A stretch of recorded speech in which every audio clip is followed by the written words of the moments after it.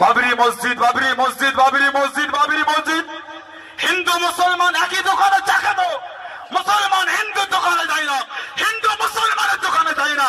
বাবরি মসজিদ, বাবরি মসজিদ, বাবরি মসজিদ। বিচার মানে হবে, বিচার আগে করো। বাবরি মসজিদ ভেঙেছে কেন?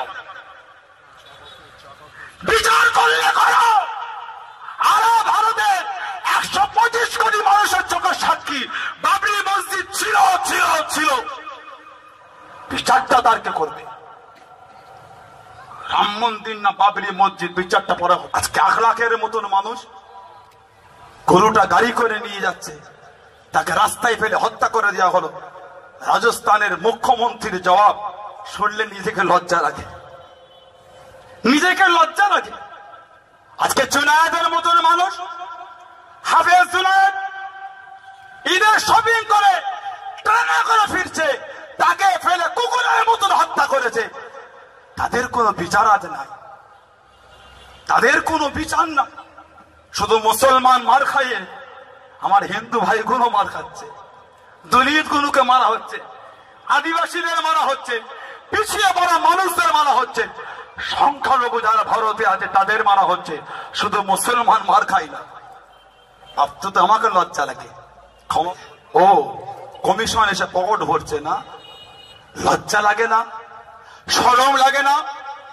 গায়েতে ভারতের স্বাধীনতার পতাকা গলায় ঝুলিয়ে ভারতের মানুষদের মধ্যে বিবাদ তৈরি করতে লজ্জা লাগে না, শরম লাগে না? বলতে আমাকে লজ্জা লাগে।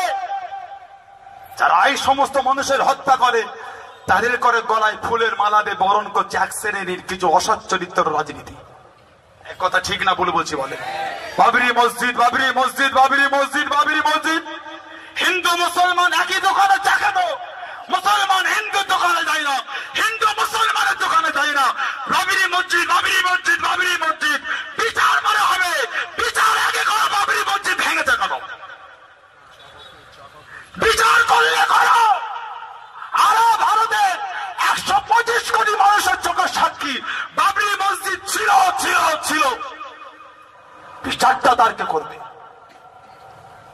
রাম মন্দির না বাবরি মসজিদ, বিচারটা পরে হবে। আগের এই বিচারটা করেন। যারা ভেঙেছে তাদের কি সাজা দেয়? তাদের সাজা কি হবে? আজকে নিজের গদির জন্য, রাজনীতির স্বার্থের জন্য, নিজের চেয়ারের জন্য আজ হিন্দু মুসলমানের মধ্যে ডিভাইড করে দেওয়া হচ্ছে। বলতে সানাউল্লাহ সিদ্দিকীকে লজ্জা লাগে। শিক্ষিত ভাই, রেকর্ডের সমাজ, প্রশাসনের ভাইয়েরা আছেন, আইবি ডিপার্টমেন্ট আছেন, মিডিয়া ডিপার্টমেন্ট আছেন। জানেন আসিফার মতন আমার একটা ছোট্ট বোনকে কাশ্মীরের মন্দিরে নিয়ে গিয়ে ধর্ষণ করেছে। তার জন্য কি হিন্দু ভাইদের মন্দিরটাকে খারাপ বলবে?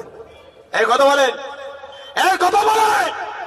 তার জন্য হিন্দু ভাইয়ের, হিন্দু সম্প্রদায়কে গালি দেবেন না? এটা আমার ইসলাম নয়। কিন্তু লজ্জা লাগে আমার, এটা এত কলঙ্ক।